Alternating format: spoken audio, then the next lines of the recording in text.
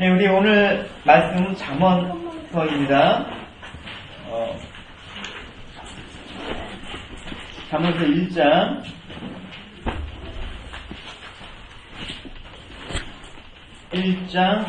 20절에서 33절까지 보시도록 하겠습니다. 잠언서 1장 20절에서 33절까지입니다.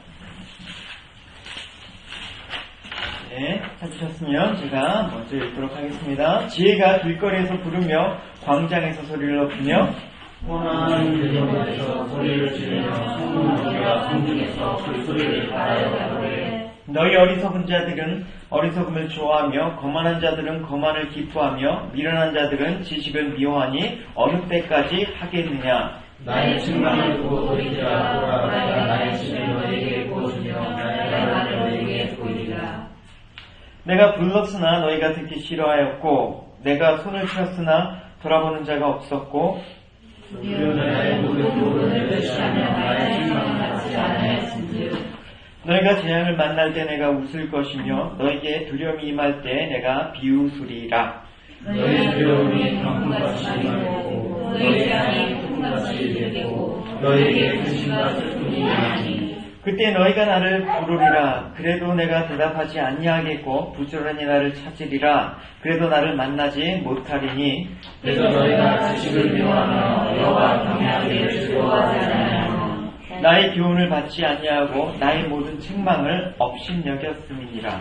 그러므로 자기에게 열매되며 자기에게 배부르리라. 어리석은 자의 태보는 자기를 죽이며 미련한 자의 안일은 자기를 멸망시키려니와 오직 나를 듣는 자는 가만히 살며 재앙에 영원히 영원하리라. 우리가 지난 시간이 이제 몇 주 됐죠? 기억하시면 좋겠습니다. 부모님의 훈계에 대해서 순종할 것을 명령했습니다. 그리고 악인이 이제 당할 비참한 운명의 결과를 또 표현하면서 이제 악인들의 강비한 유혹을 거부하라라는 그런 내용의 그런 말씀을 살펴보았습니다. 이제 오늘 본문은 지혜를 의인화했습니다. 지혜가 소리치면서 이제 우매하고 거만한 자를 향해서 대로에서 소리치면서 경고하는 내용을 보여주고 있습니다. 그 지혜가 부르는 소리, 또 외치는 소리가 무엇인지 오늘 본문을 통해 살펴보도록 하겠습니다. 먼저 20절과 21절에 보면 이제 지혜가 길거리에서 이제 성문 어귀와 사람들이 많이 다니는 어떤 광장에서 소리를 높이 외치고 있음을 이렇게 묘사하고 있죠. 우리 20절과 21절을 같이 보도록 하겠습니다. 지혜가 길거리에서 부르며 광장에서 소리를 높이며 원하는 길거리에서 소리를 지르며 성문 어귀와 상층에서 그 소리를 바라여 가게. 앞에서 파멸을 가져다주는 죄의 유혹으로부터 이제 벗어나고 뿌리칠 것을 권면한 솔로몬은 이제 참 지혜의 소리를 빌려서 완고하고 거만한 인생들, 또 듣기를 거부하고 죄를 돌이키기를 거부하는 인생을 향해서 심판을 선언하고 있습니다. 근데 여기 솔로몬이 지혜가 말하기를 길거리와 또 시끄러운 길, 성문 어귀, 성중에서 이렇게 말하고자 이렇게 소리를 말하고자 하는 그런 내용에서 우리가 뭘 알 수 있냐면 지혜는 많은 사람들이 공공장소에서 이제 지혜가 소리 높여 말하고 있듯이 지혜로운 초청은 누구에게나 열려 있다는 것입니다. 사실 오늘날 우리가 복음이 없어서 복음을 못 듣는 게 아니죠. 그렇죠? 복음의 메시지는 전도자를 통해서 믿는 성도들을 통해서 교회를 통해서 계속해서 선포가 되고 있습니다. 그러나 그것들을 지혜의 초청을 듣지 않으니까 문제죠. 그 초청을 받아들이지가 않으니까 문제가 되는 것이죠. 그래서 이 지혜가 광장에 소리쳤다라는 것은 누구나 듣고 순종해야 돼. 그러니까 지혜의 즉 하나님의 말씀은 보편성과 공공성을 지니고 있다는 것을 우리가 살펴볼 수가 있는 것입니다. 그러니까 하나님의 진리의 말씀이 어떤 특정한 집단이나 어떤 사람의 전유물이 아니라는 것입니다. 우리가 특히 이단에 가보면 하나님 말씀은 우리에게만 있다. 또 교주를 보면 하나님의 말씀은 나를 통해서만 임할 수 있다라고 얘기를 하지 않습니까? 근데 여기서 말하는 그 지혜, 하나님의 말씀은 이렇게 공공성과 보편성을 가지고 있다는 사실을 우리는 명심해야 되는 것입니다. 누구에게나 하나님의 진리를 들을 수 있는 기회와 또 여건들이 허락할 수가 있다는 것을 우리는 잊으면 안 되는 것입니다. 그래서 예를 들어서 이런 공공성과 보편성에 대해서 조금 쉬운 예를 들어보겠습니다. 누가 이제 운전하다 신호 위반을 하였습니다. 그래서 이제 적발한 경찰이 차를 세우고 벌금을 부과하려고 할 때 이런 핑계를 대죠. 아, 신호가 바뀌는 줄 몰랐다. 신호를 보지 못했다라고 그렇게 항변을 하지만 경찰은 그 항변을 받아들이지가 않습니다. 왜냐하면 신호등은 누구나 볼 수 있는 장소에 볼 수가 있고 또 그 신호등을 지킬 수 있도록 누구나 알기 쉽게 표시하기 때문에 그렇습니다. 그러니까 내가 잘 보지 못하고 내가 그 신호의 체계를 몰랐기 때문에 이렇게 어겼다란 말이 받아들이지가 않는 것이죠. 복음도 마찬가지죠. 예수 그리스도의 복음이 여러분 어려운 것입니까? 하나님의 말씀이 어려운 것입니까? 아닙니다. 은밀한 곳에서 비밀스럽게 어떤 특정한 사람들만 공견 비밀로 전해지는 어떤 비상 그런 게 아니라는 것입니다. 하나님의 지혜 소리는 이렇게 광장에서 우리들의 삶이 삶에 일어나는 어떤 삶의 자리에서 이렇게 복음의 메시지는 계속해서 하나님께서 오늘도 말씀하시고 계신다라는 것을 여러분 잊지 않으셔야 되는 것입니다. 그래서 하나님께서 우리가 로마서에서 보면 이렇게 얘기하고 있지 않습니까? 1장 10절에 창세로부터 그는 보이지 아니하는 것들 곧 그의 영원한 능력과 신성 그 만드신 만물에 분명히 보여 알게 하셔서 저희로 결코 하나님을 불신한 지에서 핑계치 못하게. 그렇죠? 우리는 하나님의 살아계심의 증거를 언제나 접할 수 있습니다. 나중에 저는 복음을 듣지 못했는데요. 저는 하나님이 계신지 모르고 살았는데요. 핑계할 게 없다라는 것입니다. 그날에 핑계될 사람은 한 명도 없을 것입니다. 뿐만 아니라 하나님께서 친히 복음을 알지 못할까봐 세상이 자기 지혜로 하나님을 알지 못하기 때문에 하나님께서 전도에 미련한 것으로 우리에게 하나님 말씀을 증거하셨다라고 얘기를 하고 있습니다. 그래서 하나님께서는 우리가 깨우치기 좋게 또 그 깨우침의 자리에서 인생을 돌이키고 하나님께 향할 수 있도록 많은 은혜를 베푸시는 것입니다. 지금도 그 은혜는 계속해서 차고 넘칠 정도입니다. 은혜가 부족하다고요? 여러분, 우리가 은혜를 받을 그릇이 준비가 안 되어 있다는 사실을 알 수가 있는 것이죠. 그래서 우리가 늘 죄악을 저지르면서 나는 그것이 죄인지 몰랐다라고 주장한다고 해서 죄가 면제되는 것은 아닙니다. 오히려 하나님의 본의 말씀을 받아들이고 내 삶들을 하나님 앞에 순종해서 그 뜻을 따라서 돌이킬 때 하나님의 그 지혜의 초청에 임할 수가 있다는 것을 명심하셔야 되는 것입니다. 근데 22절을 보십시오. 지혜가 온 세상을 향해서 선포되고 있는 상황에서 사람들은 지혜의 소리, 하나님의 말씀에 전혀 관심을 두지 않습니다. 여전히 어리석음과 거만함과 미련함에 빠져서 살아가고 있는 그들 향해서 지혜가 이렇게 얘기하고 있습니다. 너희들이 언제까지나 그 자리에 머물러 있겠니? 너희들이 언제까지나 나에게 돌이키지 않고 세상에서 회개하지 않고 죄악 가운데 살겠니? 이렇게 하나님께서는 말씀하고 계십니다. 22절을 읽어봅시다. 자, 너희 어리석은 자들은 어리석음을 좋아하며 거만한 자들은 거만을 기뻐하며 미련한 자들은 지식을 미워하니 언제까지 살겠느냐? 그죠? 여기서 어리석음, 거만함, 미련함 이게 무엇입니까? 하나님을 무시하는 자들의 대표적인 특징이라는 것입니다. 하나님 믿지 않는 사람들을 보면 이런 모습들, 거만하고 어리석고 미련한 모습들이 있지 않습니까? 어리석음이라는 것을 사전적인 정의로 찾아보니까 이렇게 써있어요. 어떤 일에 심사숙고하지 않고 항상 유혹에 쉽게 넘어가는 태도가 어리석다라는 것입니다. 거만함은 훈계와 충고를 우습게 여기고 자기만 옳다라고 생각하며 남을 쉽게 조롱하고 폄하하는 태도를 거만함이라고 정의하고 있습니다. 또 미련함이라는 것은 어떠한 지식이라도 그것에 구속받기 싫어하면서 고집세고 완고해서 남의 충고를 아랑곳하게 듣지 않는 그런 태도를 미련함이라고 얘기하고 있습니다. 그러니까 여러분, 이런 지혜의 초청을 거부하는 자들은 이런 성격이 있는데 사실은 이것이 성품 그 자체보다 더 문제가 되는 것은 이들이 그러한 자리를 벗어나려고 하는 의지조차 없기 때문에 문제가 되는 것이죠. 그러니까 이런 의지를 독려하고 또 함께 이 자리에서 벗어나고자 초청하는 이들을 오히려 더 미워하는 것입니다. 교회를 더 핍박하는 것입니다. 믿는 사람들을 더 해방하는 것입니다.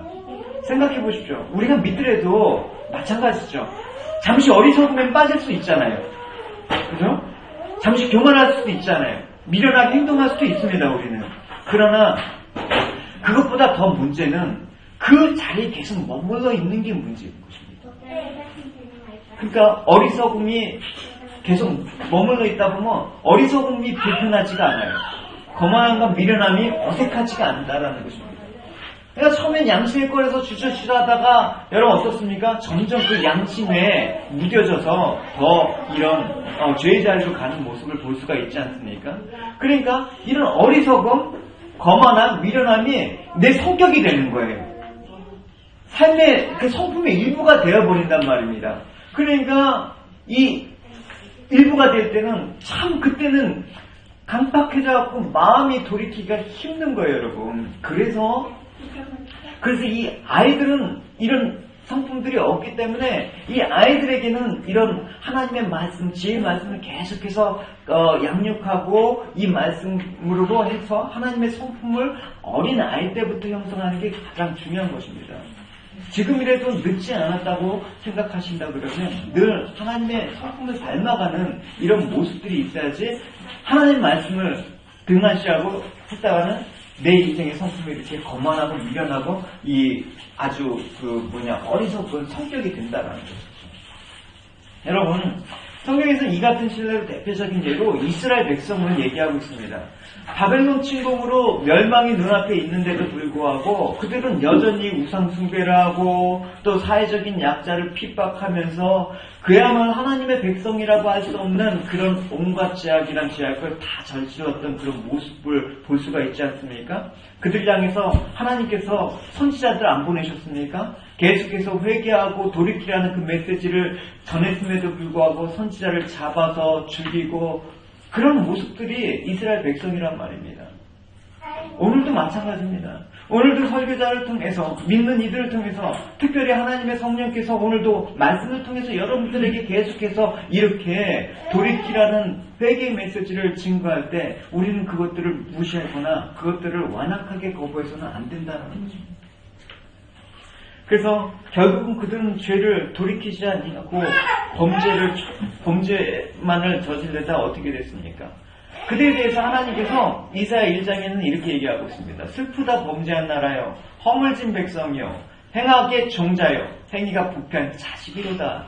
그들이 여호와를 버리며 이스라엘의 거룩한 자를 만홀히 여겨 멀리서 물러갔도다. 이렇게 말씀하시면서 너희가 어찌하여 매를 더 맞으려고 더욱더 패역하느냐, 이렇게 하나님께서 한탄을 하셨다는 것이지요. 결국 하나님의 징계와 책망, 안타까운 탄식, 회개를 향한 애절한 초청에도 불구하고 귀 기울이지 않았던 이스라엘은 결국 패망에 이르러 이방 땅에 곳곳이 흐트러지는 그런 아픔을 겪게 된 것이죠. 저는 한국교회 작금의 사태를 보면서, 물론 지금 작금의 사태가 일시적이 일어나는 건 아닙니다. 계속 있었는데 그 교회가 이제 크기 때문에 금방 눈에 드러나는 거였어요. 그래서 형님하고 그 한국에 있으면서 잠깐 얘기할 때 한국교회가 어떻게 했으면 좋겠냐, 어떻게 했으면 막 이렇게 한 몇 시간 이렇게 얘기하는데, 물론 근본적인 거는 말씀과 회개하기. 그래서 저는 그랬어요. 한국교회가 한 번은 다 망해야 된다. 망해서 다 하나님께서 새로 지으셔야 된다. 이 상태는 고칠 수가 없다. 이렇게 아주 극단적인 발언을 하고 도망쳤습니다. 어쨌든 오늘 우리는 지혜가 우리를 향해서 부르짖는 소리에 민감하게 귀 기울여야 한다는 사실이죠. 비록 잠시 우둔하고 또 어리석고 거만한 자리에 앉아 있을 수 있다 할지라도 하나님의 소리, 하나님의 회개 음성이 들리는 순간 우리는 즉시 깨닫고 돌이킬 수 있는 그 마음을 가져야 된다는 것입니다. 그래서 23절에는 하나님께서 나의 책망을 듣고 돌이키라라고 주문을 하고 있습니다. 23절을 우리 같이 보시겠습니다. 나의 책망을 듣고 돌이키라. 보라, 내가 나의 신을 너희에게 보여주며 나의 말을 너희에게 돌리리라. 여기서 신이라는 것은 우리가 알다시피 지혜와 총명의 영, 그러니까 신약적인 용어로 성령을 뜻하는 거겠죠. 또 부어주다라는 것은 그냥 조금씩은 부어주는 게 아니라 아주 풍성히 바라다라는 뜻입니다. 넘치도록. 그러니까 이것을 신약의 용어로 바꾼다 그러면 성령 충만이 되는 것입니다. 그러니까 이런 사실을 감안할 때 나의 말을 너에게 보이래라는 말씀은 무엇입니까? 성령께서 우리에게 지도하시고 우리를 깨우치게 하시고 알게 하시는 사역을 뜻하는 것입니다. 그래서 성령을 뭐라고 얘기하고 있습니까? 보혜사라고 얘기하고 있는 것입니다. 보혜사라는 것은 무엇입니까? 우리들 각 개인의 곁에 계시면서 상담도 해주시고 조언도 해주시고 일종의 인생의 참모도 해주시고 인생의 스승의 역할을 해주시는, 그래서 바른 길로 갈 수 있도록, 구원의 바른 길로 갈 수 있도록 인도하시는 분이 바로 보혜사 성령 하나님이시라는 것입니다. 우리 같은 사람들이야 인생 참모나 인생 스승을 별로 두지 못했지만 옛날에 군주나 어떤 전쟁에 나가는 장수들 보면 수많은 참모들을 거느려서 전쟁에서 가르침을 받았습니다. 그래서 전쟁에 싸울 때 모사와 지략가를 통해서 그 판세를 막 뒤집는, 삼국지에 보면 여러분 그 잘 나오지 않습니까? 그래서 지혜로운 참모와 뛰어난 참모가 있으면 승리하는 경우가 많이 있습니다. 아주 효과적으로 전쟁을 이끌었습니다. 우리가 제일 잘 알려진 이 땅에서 존재했던 모사 중에서 가장 잘 알려진 인물을 뜻한다 그러면 제갈공명이라고 할 것 같습니다. 그래서 삼국지를 읽다 보면 인생에 진짜 내 곁에 제갈공명 같은 참모 하나만 있으면 얼마나 인생이 좋을까라는 생각도 해본 적이 있죠. 이 참모만 있으면 내 인생은 실패로 돌아가지 않을 것 같아요. 놀라지 마십시오, 여러분. 우리에게 그와 같은, 비교할 수 없는, 인간의 참모와는 비교할 수 없는 성령 하나님이 우리와 계시다는 것입니다. 그래서 우리 인생의 주인이시며 스승이신 예수님께서는 부활 승천하셔서 우리를 혼자 남겨두시지 않냐고 그의 영이신 예수 그리스도의 영이신 성령을 보내셔서 이제 예수님이 하셨던 그 역할과 그 일들을 우리에게 감당해 주시는 그분을 보내주셨다는 것입니다. 이게 오늘 말하는 그 지혜의 부르는 소리인 거죠. 그래서 여러분, 이 보혜사 성령 하나님을 우리 가운데 초청하고 모시기 위해서 방법이 무엇입니까? 오늘 말씀처럼 나의 책망을 듣고 돌이키라, 이 말이에요. 쉽게 말해서 회개하라, 이런 말이에요. 회개는 우리가 어떤 범죄를 저질렀을 때 막 울면서 회개하다, 그것라고 생각하는데, 그것도 회개이지만 우리 일상에서 늘 돌이킴이 있는 그런 삶들, 늘 말씀에 비춰봐서 돌이킴이 있는 그 삶들을 통해서 성령 하나님의 깨우침과 가르침으로 인도함을 받아라, 이 소리겠죠. 그래서 성령께서는 우리에게 함께 하시길 원하는데 어떻게 합니까? 우리 심령 가운데, 회개한 그 심령 가운데 거하십니다. 왜? 성령 하나님은 하나님과 동일하시기 때문에 거룩하신 분 아닙니다. 그러니까 우리가 깨끗하지 않고는 우리 안에 계시고자 우리가 소원하여도 계실 수가 없는 것입니다. 그래서 초대교회 120문도 성도들이 이제 기도할 때 성령이 임하지 않았습니까? 그러면서 예수님께서 승천하시면서 성전을 떠나지 않고 기도하면서 기다리라, 너희들이 성령을 기다리라고 얘기했습니다. 그래서 베드로가 처음 설교할 때 뭐라고 얘기하고 있습니까? 너희가 회개하여 예수 그리스도의 이름으로 세례를 받고 죄사함을 얻으라. 그러면 성령을 선물로 받으리라, 이렇게 얘기를 하고 있단 말입니다. 오늘도 마찬가지. 지혜감당에서 지혜의 그 소리치는 초청을 들으라. 그래서 너희들이 그 책망을 듣고 돌이키라. 그러면 성령의 가르침을 받으리라. 지혜가 이 말이라. 이런 맥락에서 볼 수가 있는 것이죠. 그러니까 여러분, 내 인생의 보혜사 성령님을 모시고 그분의 충만한 임재를 체험하기 원하십니까? 성령께서 여러분의 모든 인생을 지도하시고 가르치길 원하십니까? 날마다 말씀 가운데 돌이킴, 하나님의 책망의 말씀을 듣고 돌이키는 역사가 있길 바랍니다. 할렐루야. 왜 요즘 교회가 그렇게 성령의 역사가 안 일어납니까? 은과 금은 많지만 예수의 이름에 능력이 없습니까? 돌이킴이 없기 때문에 그런 것입니다. 굳이 성령의 도움을 안 받아도 은과 금이 교회에 많으니까 할 수가 있는 거예요. 그걸로 구제도 하고, 그걸로 뭐, 선교도 하고, 성령의 능력 없이 하는 그런 모습들도 있는 것인데, 결국은 무엇입니까? 그것이 인간의 행위와 의와 공로로 포장된 결과가 이렇게 부작용으로 나타나는 거예요. 늘 성령 초청을 해야 되는 것이죠. 모셔야 되는 것이죠. 성령님께서 가르쳐 주실 때까지. 유비도 제갈공명을 설정할 때 여러분 유명한 말 있지 않습니까? 삼고초전. 그죠?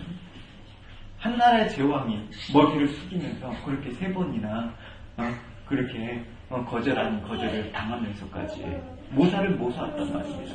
근데 여러분 우리가 하나님의 지혜를 구하면서 우리의 자존심, 우리의 교만, 우리의 지식, 우리의 경험을 앞세워서 하나님의 그 조언을 무시하는 그런 태도 가운데 우리가 과연 성령의 하나님의 지도를 받을 수가 있겠어요?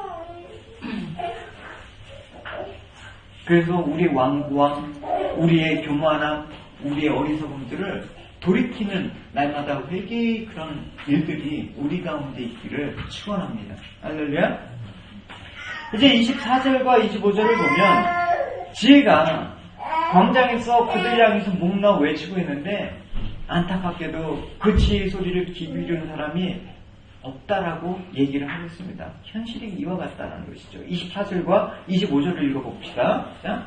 내가 부르시라도 내가 듣기 싫어하고 내가 손을 들으시라도 물어본 적은 없었고 우리가 나의 본인을 외치시하며 나의 생각을 하지 아니하신지요.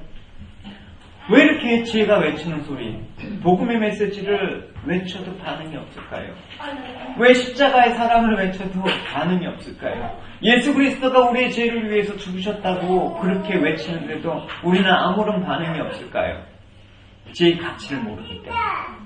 그것이 얼마나 우리에게 소중한 것인지, 나의 신앙, 나의 예배, 나의 기도, 이것들이 가치를 모르기 때문에 그런 것입니다. 여러분, 이제 한국의 수능이 이제 곧 실시되지 않습니까? 수능 끝나고 나서 이제 보십시오. 유명한 학원에서 학부모들 대상으로 대학 입시 설명회를 합니다. 인산인해를 이룹니다. 지금 어떤 분위기인지 모르는데 난리도 아닙니다. 또 뭐 아파트 하나 분양한다고 뭐 투자 설명회 한다고 한다 그러면 그냥 수만 명이 몰려들어서 난리 유동을 칩니다. 그게 오늘날 우리의 모습이라는 것입니다. 조금만 이익되고 조금만 도움되고 조금만 가치 있다고 생각하면 불편함을 무릅쓰고라도 몰려듭니다. 근데 내가 가치 없다고 생각하는 것은 사람들이 관심을 갖고 갖지 않아요. 이 당시 솔로몬 이 시대 상황이라고 뭐 틀렸겠습니까?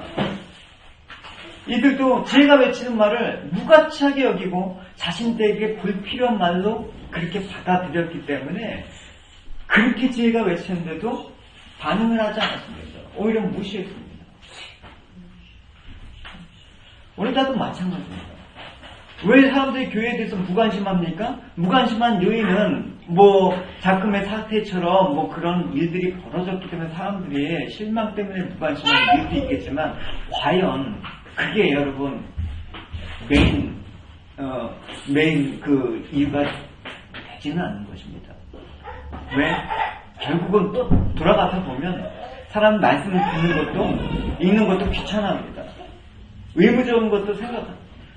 여러분 드라마 성경 여러분 제가 권장해드렸는데 자주 드라마 성경을 통해서 하시죠. 근데 전 드라마 성경을 사실은 그거 갖고 저도 그걸로 한번 쭉 한번 성경을 다시 한번 그걸로 읽어보고 해볼까라고 했는데 한 일주일 하다가 그냥 관뒀어요.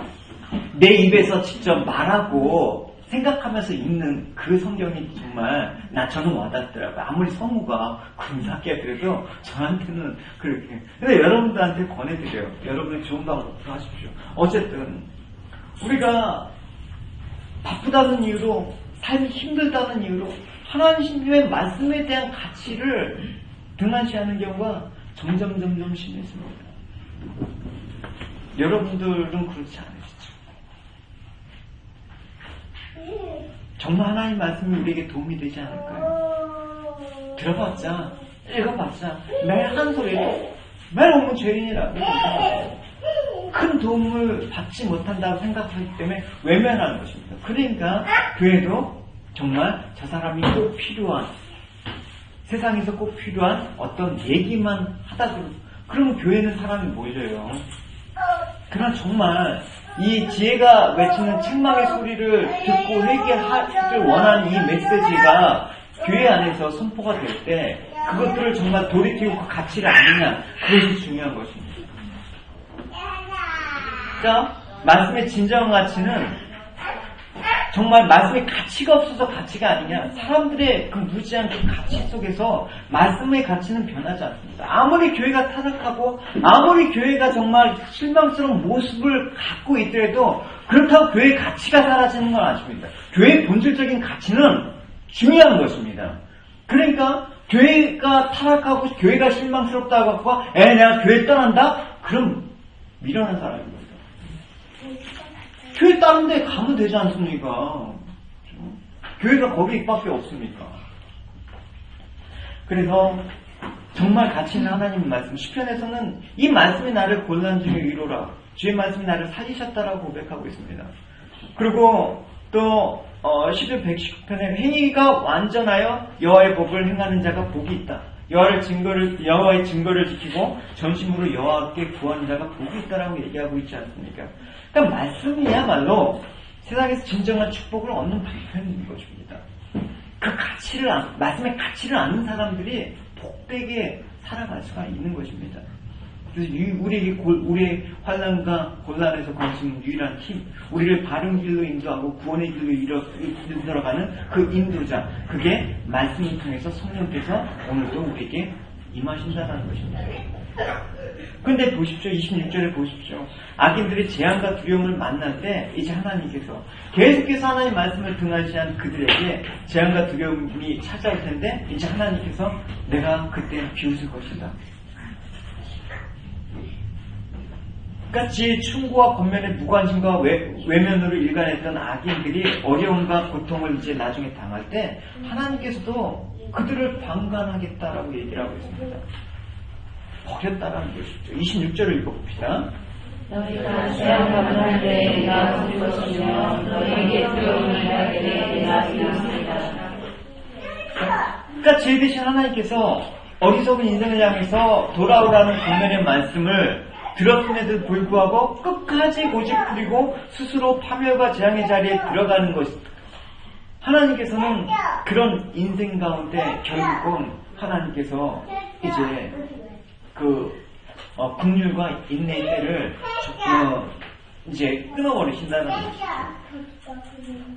그래서 하나님의 소리, 지혜의 소리에 계속 귀 기울여야 되는 것입니다. 제가 이끄는 대로 삶의 방향을 세워가는 것입니다. 하나님이 하나 말씀을 따르고 순종하는 사람들.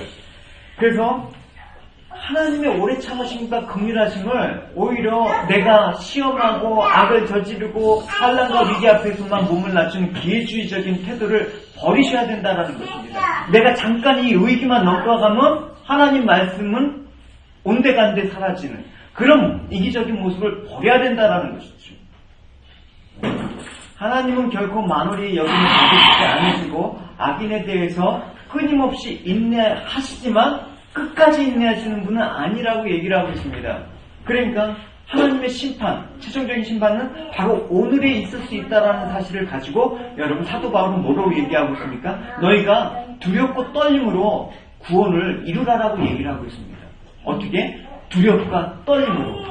아니라고 나는 구원을 받았지라는 그런 무섭 태평한 마음으로 그렇게 방탕하게 세월을 허송 낭비하지 말라라는 것입니다. 지금이 가장 소중한 것이죠. 27절, 28절 읽어봅시다. 너희의 두려움이 강풍같이 임하겠고 너희의 재앙이 폭풍같이 이르겠고 너희에게 근심과 슬픔이 임하리니 그때 너희가 나를 일어나 그래도 내가 들어가지 아니하겠고 부지런히 나를 찾으리라 내가 나를 만나지 못하느니라.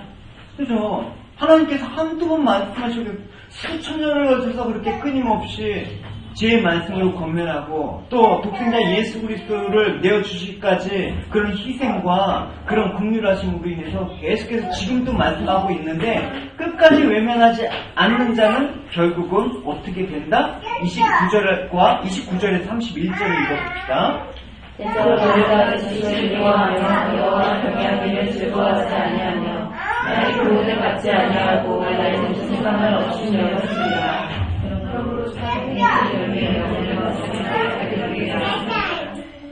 사람들은 구원에 대해서 사실은 막연하게 생각합니다. 당장 아니래도 앞으로 기회가 남아있겠지. 뭐 앞으로 열심히 하면 되겠지. 근데 비록 죄를 짓고 또 하나님을 떠난 삶을 살지만 이런 삶을 청산하고 하나님께 되돌아가고 언젠가는 나는 되돌아갈까 하는 막연한 그런 생각을 갖고 하는 사람 치고 여러분 신앙이 지금 제대로 박혀있는 사람은 못 봤다라는 것이죠. 겸손한 마음으로 내 부족함, 내 나약함들을 시인하면서 나가려고 하는 게 아니라 오히려 내가 죄를 짓는데 어떤 변명이 되는 것이죠.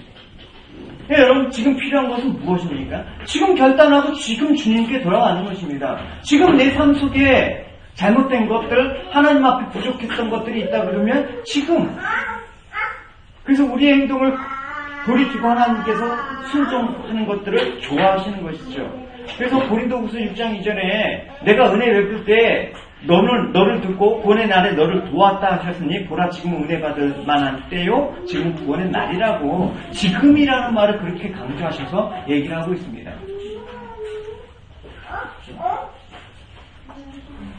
결코 우리에게는 많은 기회와 시간들이 점점 남아있지 않음은 이 시대의 징조와 현상들을 통해서 우리가 느끼고 있습니다. 여러분 내일을 장담한다고 여러분 안일하게 살지 마십시오. 우리의 미래는 장담할 수가 없는 것입니다. 우리의 미래는 우리의 것이 아닙니다. 여러분 우리가 뭐 계획은 세워야겠죠. 앞으로 10년 후, 20년 후 장담 가능하십니까? 그 인생이 이루어지라고 확신하십니까? 오늘 가족과 인사하고 각자의 길로 갔다가 그것이 마지막 만남이 되지 않으리라는 보장이 있습니까? 그날이 부족같이 오신다고 말합니다. 그날이 오기 전에 오늘 이 순간 하고 우리는 하나님께 돌이키고 하나님 잘못했습니다. 내가 어제까지 잘못 살았던 내가 어제까지 하나님 말씀에 대해서 그렇게 소홀히 여겼던 내 삶들을 회개하고 지금 내가 다시 방향을 하나님께로 향하겠습니다. 이런 결단이 필요한 것입니다. 그래서 참된 성도는 이런 결단 속에서 끊임없이 성장해야 되는 것이죠. 또 변화돼야 되고 갱신을 시도해야 되는 것입니다. 32절을 보십시오. 읽어봅시다. 어느 자를 죽이며 미련한 자의 아니는 자기를 멸망시키려고 퇴보라는 것은 무엇입니까? 어리석은 자들은 퇴보한대요. 바른 길을 지키지 못하고 배교하거나 갓길로 빠지는 것을 말합니다. 우리 신앙이 가만히 있다고 여러분 유지가 되는 것을 얼마나 좋겠습니까? 그런데 퇴보한대요. 하나님 말씀을 듣기 좋아 아마 과거에 아무리 내가 뜨거웠던 신앙을 했다고 하더라도 퇴보하기 마련입니다. 그리고 아니라대요. 아니는 무엇입니까? 계속해서 그냥 그 자리에 머물러 있는 거. 그러니까 내 신앙을 끊임없이 새롭게 갱신해야 되는 자기 만족에 빠져서 갱신을 시도하지 않고 그냥 답보 상태에 있는 것을 아니라는 것입니다. 여러분 우리가 신앙인으로서 어떤 자세를 경지해야 될까요? 여러 가지로 얘기했지만 오늘 이 말씀을 보면 우리가 믿음의 자리, 신앙의 길은 굳게 지키되 또 한편으로는 그 자리에서 끊임없이 성장해야 되는 것입니다. 그래서 에베소서 말씀에 우리는 끊임없이 자라간다라는 표현을 쓰고 있는 것입니다. 왜? 우리를 하나님께서 인격, 유기체로 보시기 때문에 자라는 존재로 그렇게 만드셨다는 것이죠.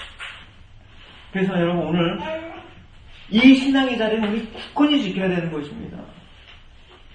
내가 서 있는 여기 이 예배의 자리, 또 신앙의 자리, 봉사의 자리, 헌신의 자리 함부로 움직여서는 안 되는 것입니다. 너무나 자기 직분에 대해서 가볍게 여기는 그런 그래서 너무나 교회에 대해서 안일하게 생각해서 쉽게 옮기는 내 필요에 따라서 교회를 찾아다니는 그런 모습들이 얼마나 많이 있어요. 그러니까 우리가 몇 년 수고했다고 해서 이제 할 만큼 했으니까 이제 방학, 여러분 그 방학이 영원한 방학이 될 수가 있습니다. 우리가 쉬겠다고 생각하는 거 쉬더라도 주 안에서 안식해야죠. 쉬겠다고 해서 주 바깥에서 자꾸만 우리가 쉬려고 하는 태도가 있다라는 것입니다. 그런 생각을 갖는 게 얼마나 위험한지 오늘 본문은 경고하고 있습니다. 그리고 그 자리만 지켜서도 안 돼요. 지키되 계속해서 우리 마음들이 새로워지는 것입니다. 하이마을 갔더니까 하이마을 이제 형님이 거기에 이제 담임으로 청빙 되셔갖고 가셨는데 하이마을 교회 블로그에서 한번 찾아보십시오. 안동 하이마을이라는 것도 대단한 곳이지만 그 대단한 그 유씨 집안의 그런 어떤 유교 정통이 아직도 굳건히 철옹성처럼 있는 곳에 교회가 있다는 것도 기적이고 그래서 그 교회 다니는 성도들은 그 유씨 집안에서 버림을 받아야 돼요. 너 교회 다니는 우리 유씨 집안에서 그 정도예요. 거기서 신앙 지키는 사람들이 우리가 보기에는 바깥에 있는 성도들에 비해서 좀 고집스러워 보이고 저 사람들 그런 면이 보이지만 그 마을에서는 정말 나를 던진 사람들이에요. 90년 됐어요. 그래서 명일동에 있는 교회가 36년 됐잖아요. 90년 된 교회예요. 한번 한국에 꼭 가시면 안동 하이마을로 여러분 꼭 놀러 가세요. 너무나 좋아요. 거기 가면. 저는 태국 나천이 또 아프리카 탄자니아가 정말 오지다 정말 고립되어 있다라고 생각하는데 거기 못지 않습니다. 아니에요. 마을 반경 한 20km 내에는 아무것도 없습니다. 매점 하나 없습니다. 차 타고 20km 밖을 벗어나야지만 문명을 접할 수 있는 겁니다. 그 마을에 유씨가 아닌 다른 사람이 와서 정착할 수가 없습니다. 유성령의 후예들 유씨만. 그래서 유일하게 그 마을에서 할 수 있는 우리 교회 지체들 가운데 한국에서 유지혜.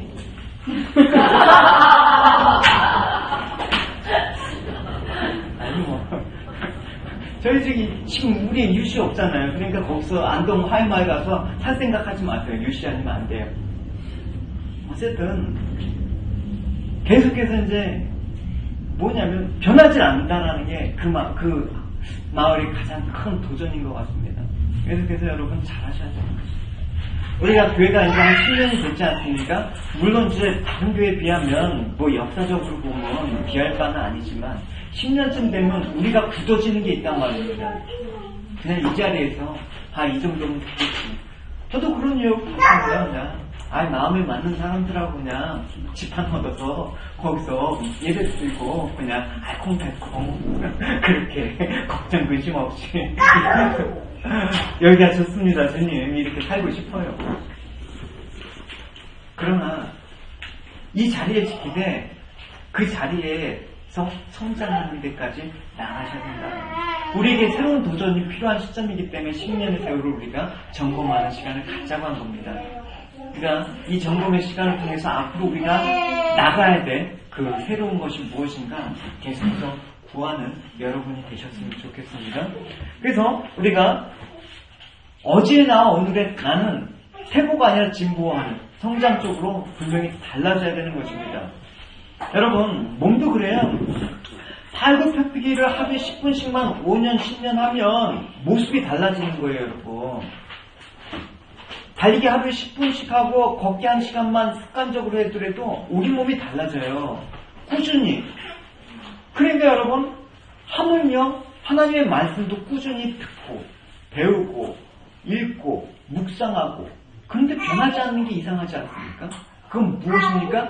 꾸준히 안 했다는 것입니다. 양심에 손을 얹고 1년 내에 과연 성경을 몇 쪽을 하는지 내가 과연 내 평생에 성경 일독이를 한 적이 있는지 꾸준히 하셔야 돼요. 아무리 좋은 것도 꾸준히 하지 않으면 효과를 못 봐요. 그러니까 여러분 계속해서 꾸준히 말씀을 접할 수 있는 그런 기회를 여러분 가지십시오.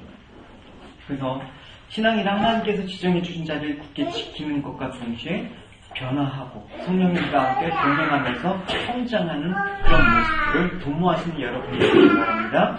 그래서 늘 변화되고 새로운 그런 모습들 잊지 마시고 계속해서 성장하는 여러분이 될 때 여러분 귀한 하나님의 사람 모습을 받을 것입니다. 그래서 이제 33절 마지막에 보면 32절 하반절에 언급한 안일에 대한 명쾌한 해답을 내림으로써 결론을 맺거든요. 우리 33절을 읽어보도록 합시다. 자.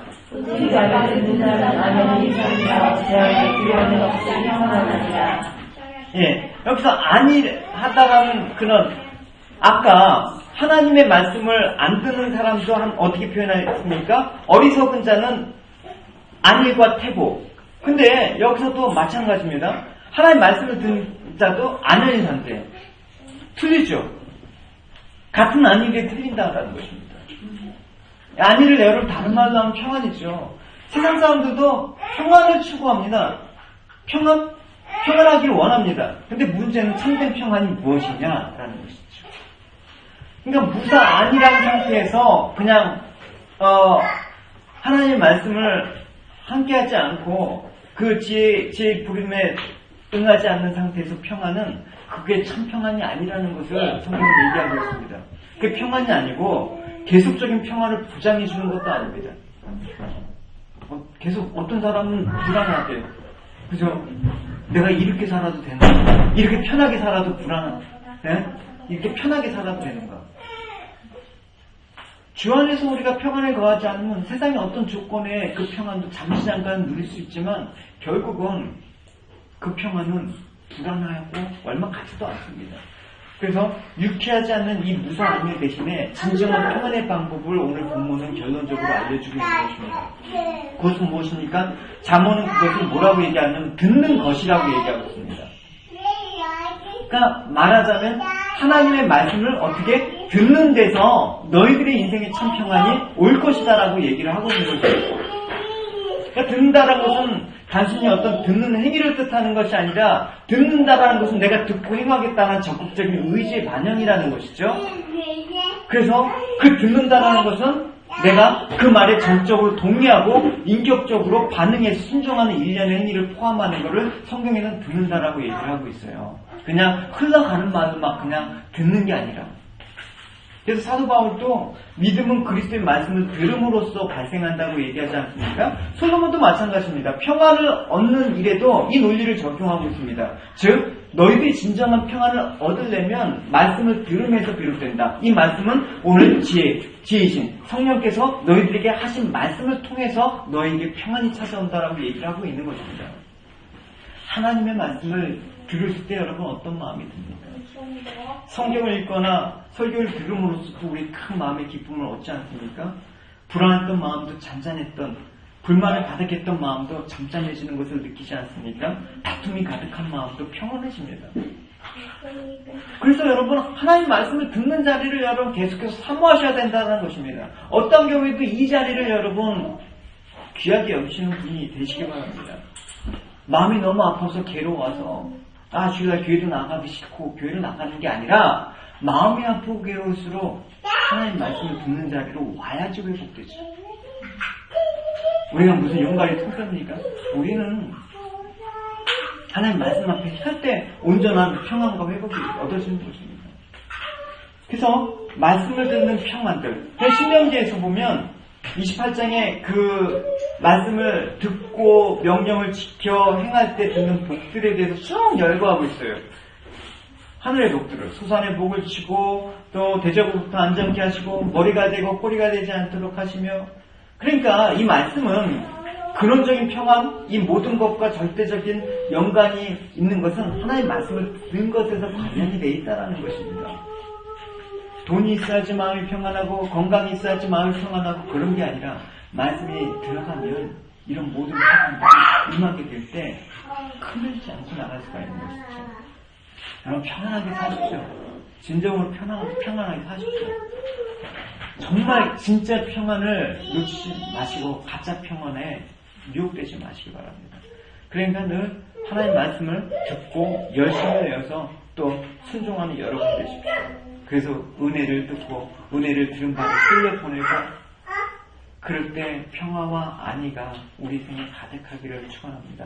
이제 말씀을 우리 정리하겠습니다. 오늘 말씀에서 지혜가 직접 거리와 광장에 지나가는 불특정 다수를 향해서 외치는 다소 좀 이상한 비상한 분위기를 우리가 볼 수가 있죠. 근데 오늘 이 솔로몬의 잠언을 통해서 이 의도적인 본문의 설정은 무엇입니까? 늘 일상에 매몰되어서 아무런 반성이나 자극 없이 하루를 살아가고 일주일 살아가는 우리에게 감각심을 주는 것입니다. 그래서 이 지혜가 오늘 다소 격양된 어조로 지나가는 사람들에게 길을 멈추고 돌아서기를 주문하듯이 오늘도 내가 살아가는 지금 이 방식에서 하나님이 원하시지 않는, 기뻐하지 않는 것이 있다 그러면 이 방식을 돌이키고 바꾸라는 것입니다. 내가 살아왔던 이 방식을 고집하지 말고 미련하게.